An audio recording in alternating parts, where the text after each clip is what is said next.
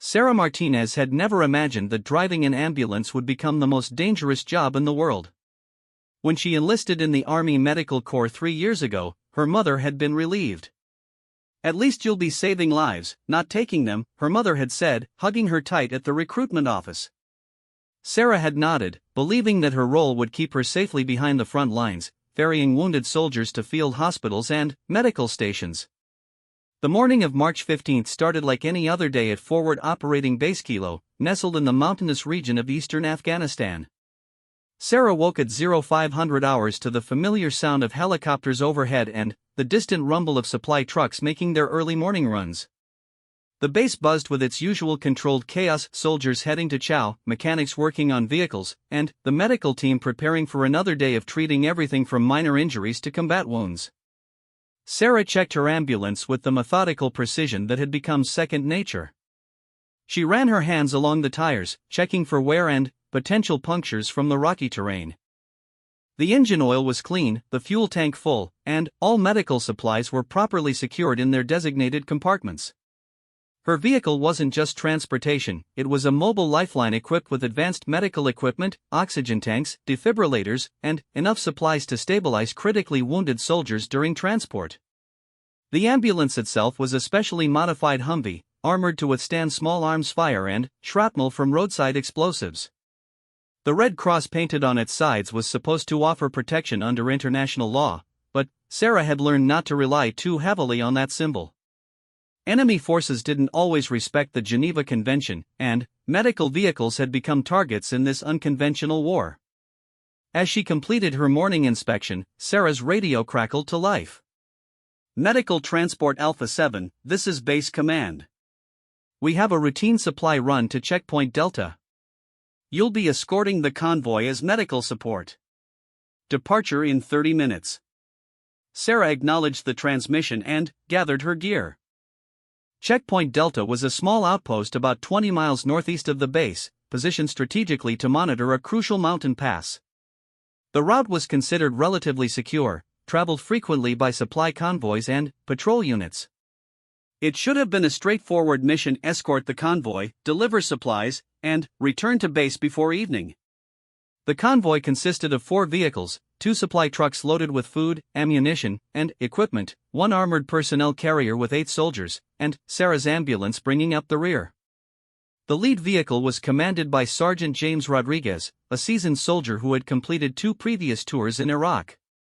His calm demeanor and tactical expertise made him a natural leader, and the younger soldiers looked up to him with genuine respect. As they departed the base, Sarah felt the familiar mix of routine and underlying tension that accompanied every mission outside the wire. The landscape was breathtakingly beautiful and terrifyingly dangerous at the same time. Towering mountains stretched toward the sky, their peaks still capped with snow despite the warming spring weather. Ancient valleys carved by centuries of water erosion created natural corridors that had been used by traders, armies, and smugglers for thousands of years. The first hour of the journey passed without incident. Sarah maintained her position at the rear of the convoy, monitoring radio chatter and keeping visual contact with the armored personnel carrier ahead of her. The road wound through mountainous terrain, occasionally passing small villages where children would wave from doorways and adults watched with careful, neutral expressions. Sarah had developed relationships with several of the soldiers she regularly transported to medical facilities. There was Private Thompson, barely 19 years old, who had been treated for a concussion from an IED blast 2 weeks earlier. Corporal Williams, a father of twin daughters back in Ohio, had required surgery for shrapnel wounds in his shoulder. And Sergeant Martinez, no relation despite sharing her surname, who had suffered severe burns when his vehicle hit a roadside bomb. These weren't just casualties to Sarah, they were individuals with families, dreams, and fears. She had held Thompson's hand during transport while he drifted in and out of consciousness, whispering reassurances that he would see his girlfriend again. She had listened to Williams talk about his daughter's first steps while medics worked to stop his bleeding. Each transport reinforced her belief that her role was vital, even if she never fired a weapon in combat. The convoy approached a narrow section of road where rocky outcroppings created natural choke points on both sides. Sergeant Rodriguez's voice came over the radio, calm but alert. All units, maintain spacing and stay sharp through this section. We'll be through it in 5 minutes. Sarah adjusted her grip on the steering wheel and checked her mirrors. This type of terrain made everyone nervous because it provided perfect positions for ambushes. The road was barely wide enough for 2 vehicles to pass, and the steep rocky walls on either side offered countless hiding spots for enemy fighters. As the lead vehicle entered the narrow pass, Sarah noticed movement on the ridgeline above. It could have been an animal, or perhaps just rocks shifted by the wind. She reached for her radio to report the possible contact but hesitated, not wanting to alarm the convoy over what might be nothing. That moment of hesitation would later haunt her, because within seconds, the world exploded into chaos. The attack began with a rocket-propelled grenade striking the lead supply truck. The explosion was deafening, echoing off the canyon walls and creating a shower of debris that rained down on the convoy. The truck erupted in flames, blocking the narrow road and trapping the remaining vehicles in the kill zone. Automatic weapons fire erupted from multiple positions along the ridgeline. The distinctive sound of AK-47s mixed with the heavier reports of machine guns, creating a deadly symphony that Sarah had trained for but never experienced firsthand. Bullets struck her ambulance, spider-webbing the reinforced windshield and puncturing the armored sides with metallic pings that sounded like deadly rainfall. Sarah's training kicked in immediately. She brought the ambulance to a controlled stop and activated her emergency communications system, broadcasting their position and the nature of the attack to Base Command. Base Command, this is Medical Transport Alpha 7. Convoy under attack at grid reference 41-23-34. Multiple casualties, requesting immediate air support and ground reinforcement. The response came back through static and the sound of ongoing gunfire. Medical Alpha 7, air support is 20 minutes out. Hold your position and provide aid to wounded. 20 minutes felt like an eternity as bullets continued to impact around the convoy. The armored personnel carrier had deployed its soldiers, who were returning fire and attempting to establish defensive positions using the vehicles as cover. But they were pinned down in an unfavorable position, trapped in a narrow canyon with limited options for maneuver or retreat. Sarah could see that the lead supply truck was completely destroyed, its driver likely killed in the initial explosion. The second truck had taken damage but appeared operational, though its crew had abandoned the vehicle to seek cover. Most critically, she could see several soldiers lying motionless near the armored personnel carrier, clearly wounded and in need of immediate medical attention. This was the moment Sarah had trained for but hoped would never come. Her role was to provide medical support, not engage in combat. She was armed with only a standard-issue sidearm and had no advanced combat training beyond basic military requirements. But, looking at the wounded soldiers lying exposed to enemy fire, she realized that medical support might not be possible without first dealing with the immediate tactical situation. The enemy fighters had positioned themselves expertly, with overlapping fields of fire that made movement across open ground extremely dangerous.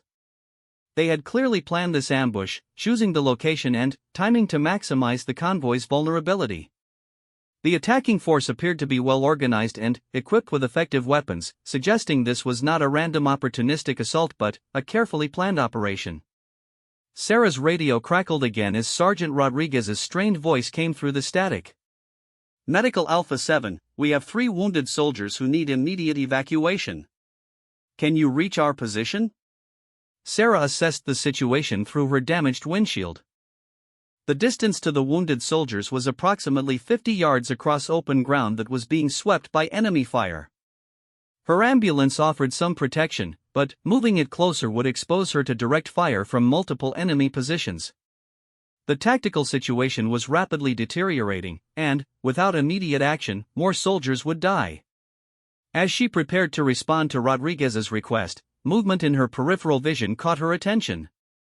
An enemy fighter was making his way down the rocky slope, apparently attempting to flank the convoy's position from the south. He carried an assault rifle and moved with the confidence of someone who believed the battle was already won. Sarah realized in that moment that her role was about to change dramatically. The distinction between medical personnel and combat soldier was about to blur in ways she had never anticipated. The wounded soldiers depending on her evacuation would die if the enemy completed their flanking maneuver. Her medical training would be useless if she couldn't reach the casualties.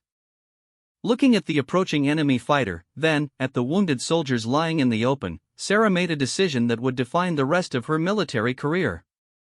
She reached for the M4 rifle secured in her ambulance's weapon rack, a weapon she had qualified with but never expected to use in combat.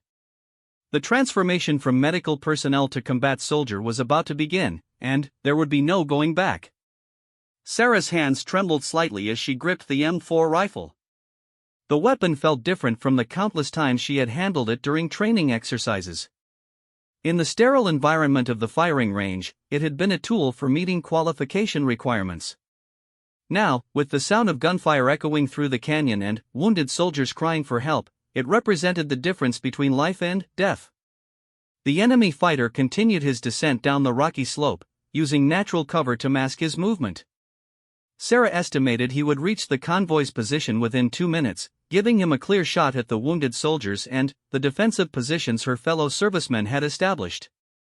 She had to act immediately, but her medical training conflicted with everything her military instruction had taught her about engaging the enemy.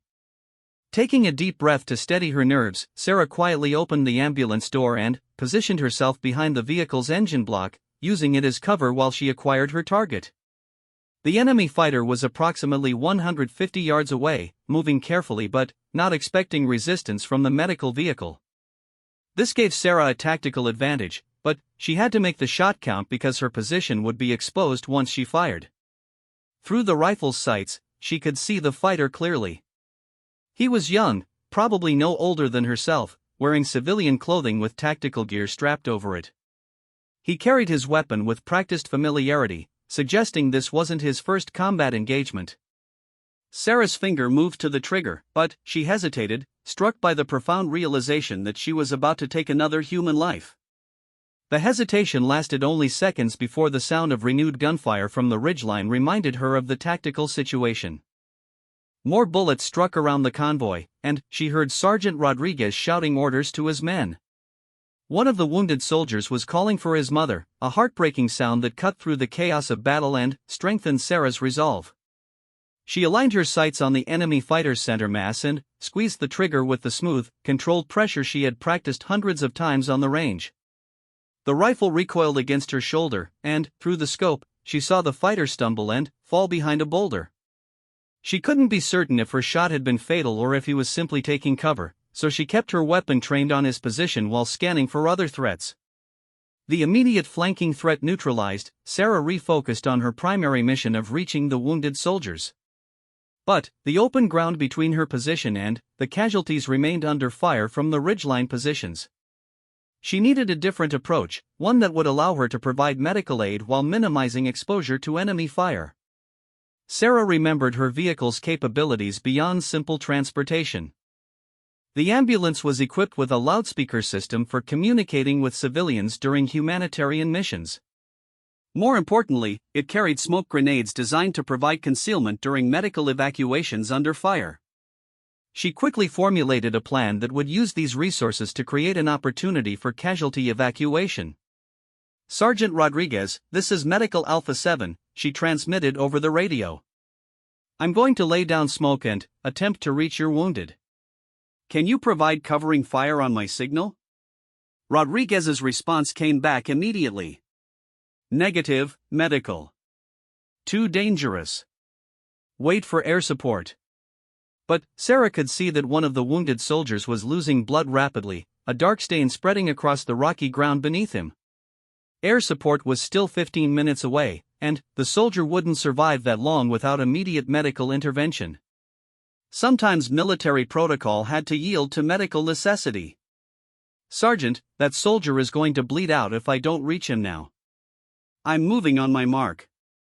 Before Rodriguez could object, Sarah activated the ambulance's smoke deployment system.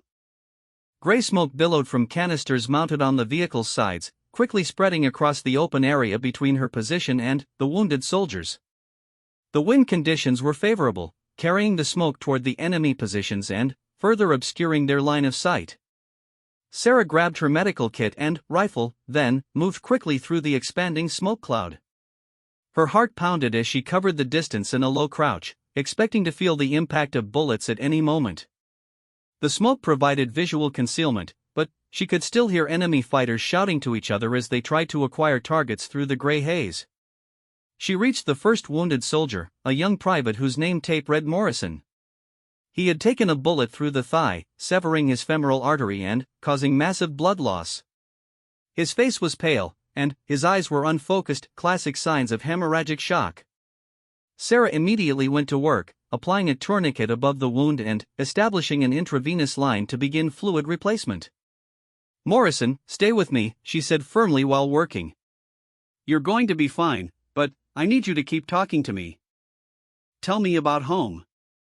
The private's voice was weak but audible. "My sister, she's getting married next month. I promised I'd walk her down the aisle." "You're going to keep that promise," Sarah assured him while checking his vital signs. The tourniquet had stopped the bleeding, and his blood pressure was stabilizing with fluid replacement. "But right now, I need you to help me get you back to the ambulance." The smoke was beginning to dissipate, and Sarah knew they had only moments before enemy fire would resume with full intensity. She helped Morrison to his feet, supporting most of his weight while moving quickly toward the vehicle. Behind them, she could hear Sergeant Rodriguez coordinating covering fire to protect their movement. They had almost reached the ambulance when Sarah heard the distinctive whistle of an incoming mortar round.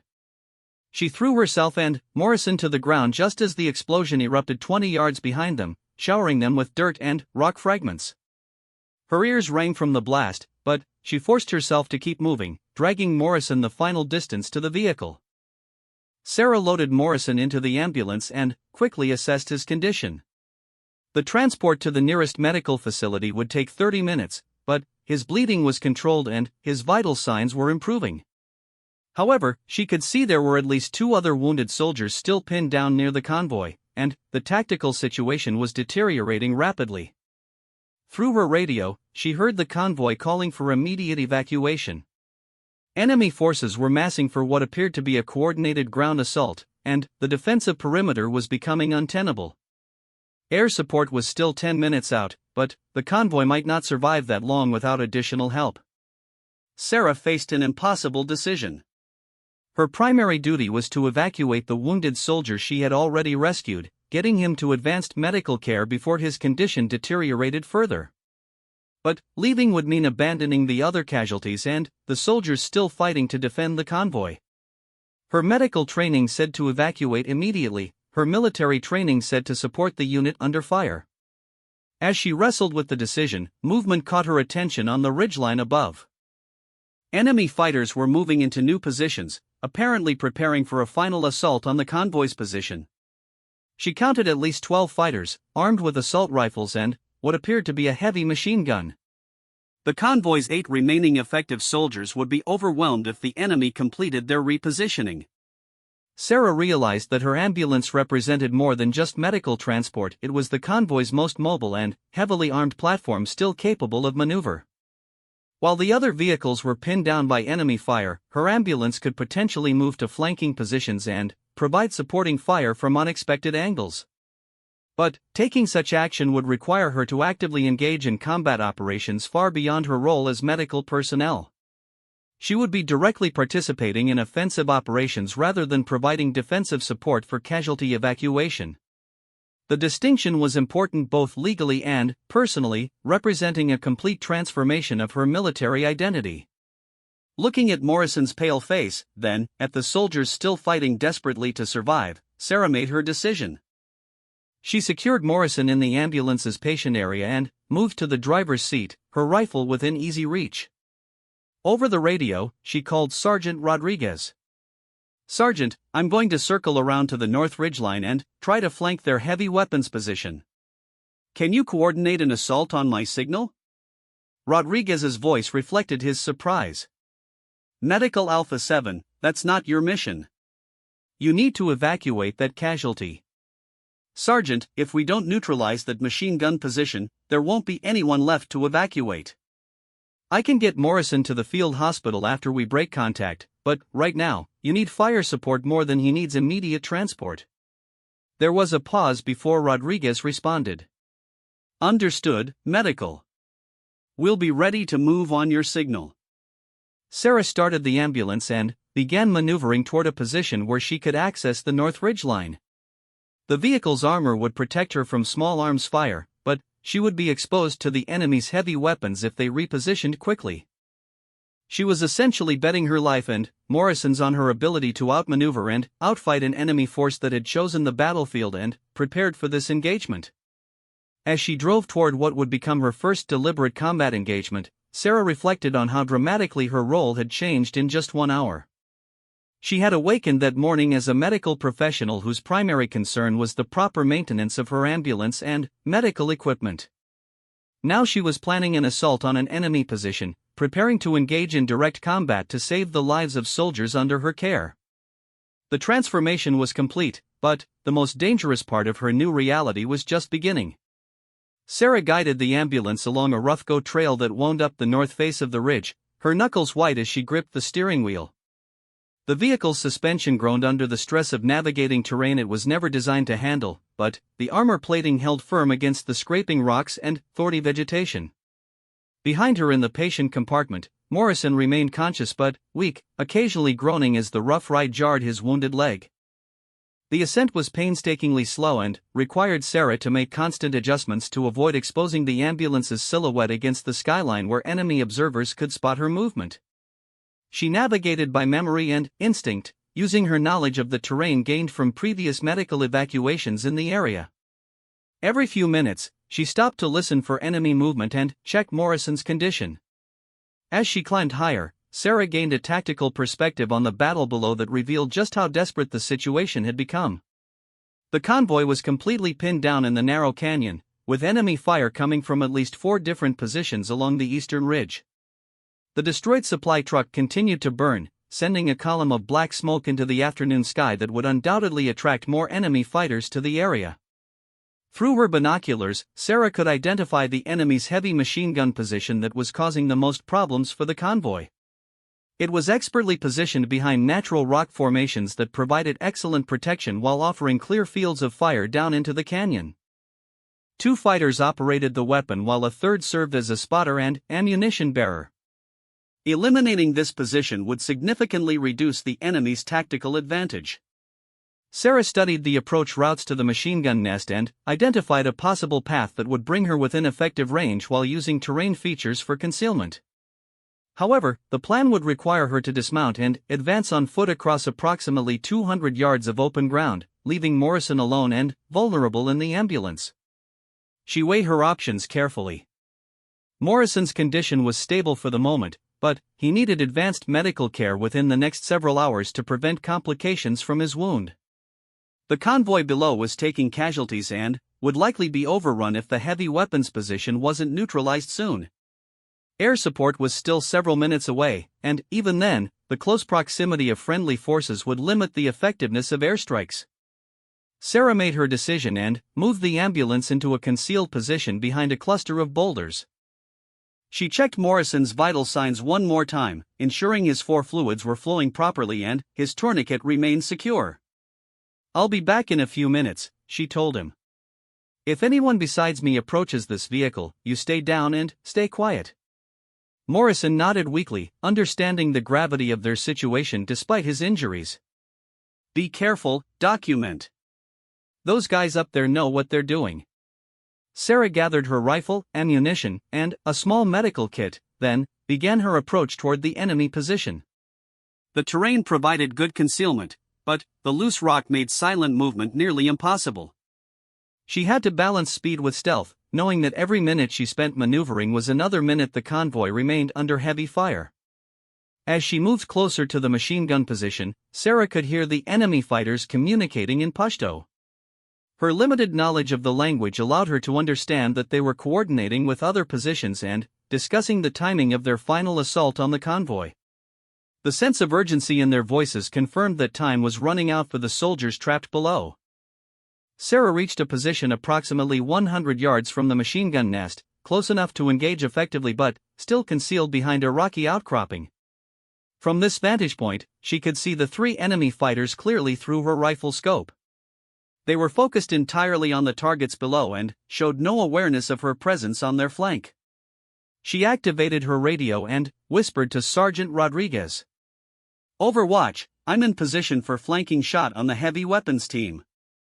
On my signal, be ready to advance and suppress the other positions. Rodriguez's response was immediate. Roger, medical. We'll be ready to move. Sarah settled into a stable shooting position, using her rifle sling and the natural rest provided by the rocks to create a steady platform. She had trained extensively in marksmanship, but this would be her first engagement at combat distance against moving targets who would return fire once they identified her position. Through her scope, she acquired the machine gunner as her primary target. He was positioned behind the weapon, methodically firing controlled bursts into the canyon below. Sarah controlled her breathing and aligned her sights, waiting for the brief pause between his firing sequences when he would be stationary. The moment came, and Sarah squeezed the trigger with smooth, steady pressure. The rifle recoiled against her shoulder, and, through the scope, she saw the machine gunner slump forward over his weapon. Without hesitation, she shifted her aim to the ammunition bearer, who was reaching for the machine gun to continue firing. Her second shot struck the ammunition bearer in the chest, dropping him immediately. The spotter, realizing his position was under attack, scrambled for cover while trying to locate the source of the incoming fire. Sarah's third shot missed as the spotter ducked behind a boulder, but she had effectively neutralized the heavy weapons position that had been pinning down the convoy. Overwatch, heavy weapon is down.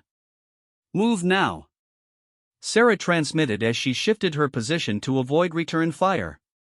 Below in the canyon, Sergeant Rodriguez and his soldiers immediately began their assault on the remaining enemy positions. With the heavy machine gun silenced, they could maneuver more freely and bring their own weapons to bear on the enemy fighters along the eastern ridge. The sound of gunfire intensified as both sides engaged in direct combat.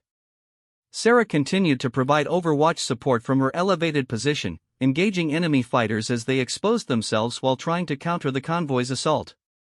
Her medical background gave her an intimate understanding of human anatomy that translated into effective shot placement, and her steady nerves under pressure served her well in the chaotic environment of close combat. The remaining enemy spotter had managed to reach her radio and was calling for reinforcements, speaking rapidly in what sounded like coordinates for mortar support. Sarah realized that additional enemy forces were likely en route to the battle, and the convoy needed to break contact quickly before becoming surrounded. She aimed carefully and fired at the radio operator, her bullet striking him in the shoulder and spinning him around. He dropped the radio, which bounced off the rocks and shattered on the canyon floor below. With enemy communications disrupted, Sarah had bought the convoy precious time to complete their tactical situation and prepare for withdrawal. The battle continued for another 15 minutes, with Sarah providing continuous fire support from her overwatch position while the convoy systematically eliminated the remaining enemy resistance. Her ammunition was running low, and she could see movement in the distance that suggested enemy reinforcements were indeed approaching the area. Finally, Sergeant Rodriguez's voice came over the radio with the words Sarah had been waiting to hear. Medical Alpha 7, we have secured the immediate area and recovered all casualties. What's your status? I'm mobile with one patient ready for evacuation, Sarah responded while making her way back toward the ambulance. We need to extract immediately. I can see enemy movement to the east, approximately 2 kilometers out. Roger, we're moving to your location now for consolidated withdrawal. Sarah reached the ambulance and quickly checked Morrison's condition. He remained stable, though his color was pale and he showed signs of mild dehydration despite the 4 fluids. The rough ride and stress of the battle had taken a toll, but his vital signs remained within acceptable ranges for transport to the field hospital. As the convoy vehicles reached her position, Sarah took a moment to assess what had just occurred. In the span of 2 hours, she had been transformed from a medical support specialist into a combat soldier who had directly engaged and eliminated enemy forces. The transition felt surreal, as if she had awakened from one life and found herself living another. Sergeant Rodriguez approached the ambulance, his face showing a mixture of relief and admiration. That was outstanding work up there, Specialist Martinez. You saved a lot of lives today. Sarah nodded, still processing the events herself. Just doing my job, Sergeant. That was a lot more than your job, and, you know it, Rodriguez replied. Command is going to want a full debrief when we get back. As the convoy formed up for the return journey to base, Sarah reflected on the choices she had made and their implications for her future military service. She had crossed a line that separated medical personnel from combat soldiers, and there would be consequences, both positive and negative, from that decision. The wounded soldier in her care was going to survive because of her actions. The convoy had successfully extracted from an ambush that could have resulted in multiple casualties. But Sarah also knew that her role in the military would never be the same again. The drive back to base would give her time to prepare for the questions that were coming, but, for now, her priority remained focused on getting Morrison to the medical facility where surgeons could repair the damage to his leg and ensure his complete recovery. The convoy's return to forward operating base Kilo took place under the protective cover of 2 Apache attack helicopters that had finally arrived on station. The helicopters flew in wide circles around the convoy's route, their thermal imaging systems scanning for any signs of enemy activity. Sarah felt a profound sense of relief as the base's outer perimeter came into view, though she knew the most challenging part of her day was still ahead. At the base medical facility, Sarah transferred Morrison's care to the trauma team with her characteristic attention to detail. She provided a comprehensive report on his injuries, the treatment administered in the field, his vital signs throughout transport, and his fluid intake and output. The receiving physician, Major Williams, nodded approvingly as she delivered the information with professional precision. "Excellent fieldwork, Specialist Martinez," Major Williams said as the medical team wheeled Morrison into the operating room. "Your tourniquet placement and fluid management probably saved his leg, if not his life." Sarah watched Morrison disappear through the operating room doors, feeling the satisfaction that came with successfully completing a medical evacuation. But that satisfaction was tempered by the knowledge that her actions during the mission had extended far beyond her medical responsibilities. Within 30 minutes of returning to base, Sarah received orders to report to the base commander's office for immediate debriefing. She cleaned up quickly, changing from her bloodstained uniform into fresh fatigues, and made her way across the compound to the command building. The gravity of the situation was evident in the number of senior officers gathered for the debriefing. Colonel Patricia Hayes, the base commander, was a career officer with 3 combat tours and a reputation for decisive leadership. She sat behind her desk studying the preliminary mission reports while Sarah stood at attention, waiting for permission to speak. At ease, Specialist Martinez, Colonel Hayes said without looking up from the papers. "I've read Sergeant Rodriguez's initial report, and, frankly, I'm not sure whether to recommend you for a commendation or a court-martial." Sarah felt her stomach drop, but she maintained her composure. "Ma'am, I acted according to my assessment of the tactical situation and the immediate medical needs of the wounded." Colonel Hayes finally looked up, her expression unreadable. "Your assessment of the tactical situation?"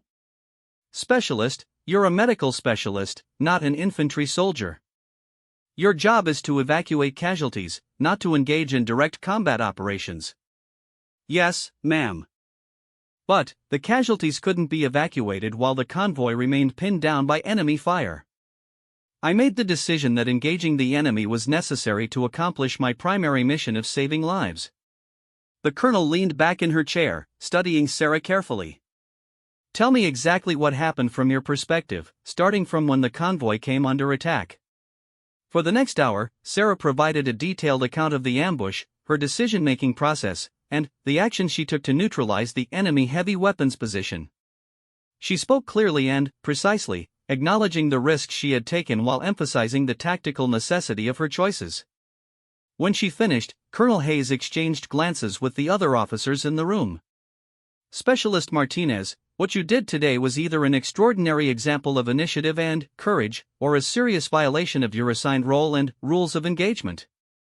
The investigation will determine which interpretation is correct." Sarah nodded, understanding that her military career hung in the balance. "I understand, ma'am. I'm prepared to accept responsibility for my actions." Over the following weeks, Sarah found herself at the center of an intense debate within the military command structure. Some officers argued that she had exceeded her authority and put medical personnel at unnecessary risk by engaging in offensive combat operations. Others contended that her actions demonstrated exactly the kind of adaptive thinking and courage under fire that the modern military needed. The investigation included interviews with every member of the convoy, analysis of radio communications, and a detailed examination of the tactical situation. Sergeant Rodriguez and his soldiers unanimously supported Sarah's actions, stating that her intervention had prevented multiple casualties and enabled their successful extraction from the ambush. Private Morrison, recovering from surgery to repair his damaged femoral artery, provided particularly compelling testimony. "She saved my life twice," he told investigators. "Once by getting medical treatment to me under fire, and again by neutralizing the enemy position that would have killed all of us." The broader implications of Sarah's case extended beyond her individual situation. Military doctrine was evolving to recognize that modern conflicts blurred traditional lines between combat and support roles. Medical personnel, logistics specialists, and other support troops increasingly found themselves in situations where survival required them to engage in direct combat. 3 weeks after the incident, Sarah was called back to Colonel Hayes's office for the final determination. This time, she was accompanied by her assigned military defense counsel, Captain Robert Chan, who had helped her navigate the investigation process. Colonel Hayes stood as Sarah entered the office, a gesture that suggested the tone of this meeting would be different from their previous encounter. "Specialist Martinez, after thorough investigation and consultation with higher command, I've reached a decision regarding your actions during the convoy ambush." Sarah braced herself for either commendation or punishment, knowing that either outcome would permanently alter her military career trajectory. "Your actions that day demonstrated exceptional courage, tactical judgment, and dedication to the welfare of your fellow soldiers," Colonel Hayes continued.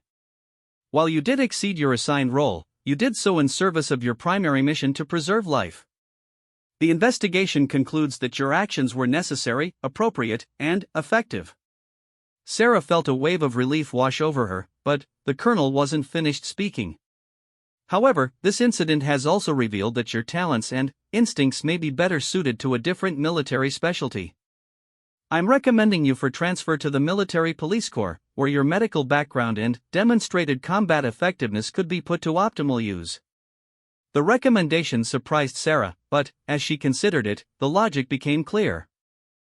Military police units often operated in situations requiring both medical knowledge and combat skills, particularly in convoy security and base defense operations. It would be a significant change from her current role, but one that acknowledged the full range of her capabilities. "Thank you, ma'am. I'd be honored to accept that recommendation." 6 months later, Sarah completed her transition to the Military Police Corps and was assigned to a convoy security unit operating in the same region where she had experienced her first combat engagement. Her new role combined her medical expertise with advanced combat training, making her uniquely qualified for the challenges of protecting supply convoys in hostile territory. Her first mission as an MP was to provide security for a medical supply convoy traveling the same route where she had been ambushed months earlier. As she checked her equipment and briefed her team, Sarah reflected on how dramatically her military career had changed from that moment when she first picked up her rifle. The transformation from medical specialist to combat soldier had been neither planned nor expected, but it had revealed capabilities and courage she hadn't known she possessed. More importantly, it had taught her that in modern warfare, the distinction between combatant and non-combatant was often less important than the willingness to do whatever was necessary to protect the lives of fellow soldiers. As her convoy prepared to depart, Sarah received a radio call from the base medical facility. "MP7, this is base medical. We have your old unit requesting you as medical advisor for a high-risk evacuation mission next week. Are you interested?" Sarah smiled as she keyed her radio. "Base medical, MP7. Tell them I'm ready when they are." The ambulance driver who had once viewed herself as a non-combatant had discovered that in war, everyone must be prepared to fight. But her core mission remained unchanged. She was still in the business of saving lives. She had simply expanded her methods for accomplishing that mission. Morrison, now fully recovered and back on active duty, often visited Sarah's unit when their paths crossed on the base. During one such visit, he thanked her again for saving his life during the ambush. "You know," he said, "I never got to see my sister's wedding because of my deployment. But, when I finally made it home for her anniversary party, I told everyone about the ambulance driver who picked up a rifle and saved our whole convoy." Sarah nodded, understanding that the story would likely grow with each telling, but, knowing that the core truth would remain, sometimes the most important moments in life require us to become more than we ever thought we could be. Her journey from medical specialist to combat soldier was complete, but her service to her fellow soldiers continued. In a war where the lines between roles and missions constantly shifted, Sarah had found her true calling, protecting those who served alongside her, regardless of what tools or methods that protection required.